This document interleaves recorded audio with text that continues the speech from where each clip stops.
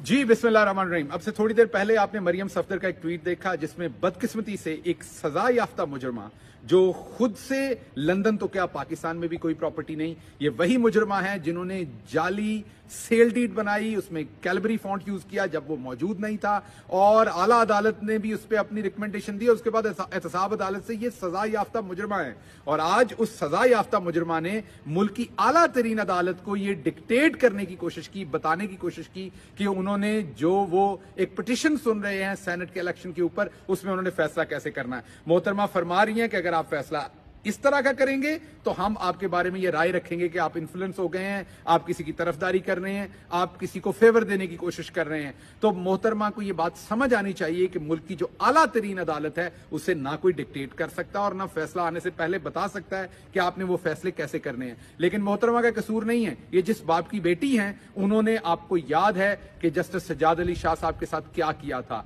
नोटों के brief case चलाए थे, उसके बाद भी जब बात नहीं बनी थी तो सुप्रीम कोर्ट के ऊपर हमला आवर भी हो गए थे वो। तो ये वो नस्ल है जो पहले धमकियां लगाती है और अगर ना बात बने तो फिजिकली हमला आवर हो जाते हैं। तो मेरी आला तरीन अदालत से रिक्वेस्ट है कि एक मुजरमा जो डिक्टेट करने की अदालत को कोशिश कर रही है, मेरे ख्याल में ये तौहीन अदालत है, इनके खिलाफ इसकी कार्रवाई शुरू करनी चाहिए। इनको बुला के पूछना चाहिए कि किस तरीके से एक मुजरमा होने के नाते ये किस तरीके से, इवन एक आम शहरी, एक ऐसा शहरी जो मुजरिम नहीं है वो भी नहीं अदालत को डिक्टेट कर सकता, कोई भी नहीं कर सकता, तो ये किस तरीके से अदालत को डिक्टेट कर रही है। सिर्फ इनका वही तरीका वारदात है कि इन्हें एनआरओ चाहिए, उसके लिए किसी अदारे के खिलाफ जाना पड़े, किसी अदारे की तकरीम को खराब करना पड़े, ये सब कुछ करने को तैयार है। लेकिन मरियम सफदर साहबा, आपने बहुत राब्ते कर लिए, आपने बहुत कोशिश कर ली, बैकडोर चैनल से भी की, आपने पैगाम भी भेजे, आपके एलची भी आए, लेकिन इमरान खान की तरफ से आपको एक वाज़े जवाब है, ना आपको ना आपके वालिद को एनआरओ नहीं मिलेगा और ना ही ईसीएल में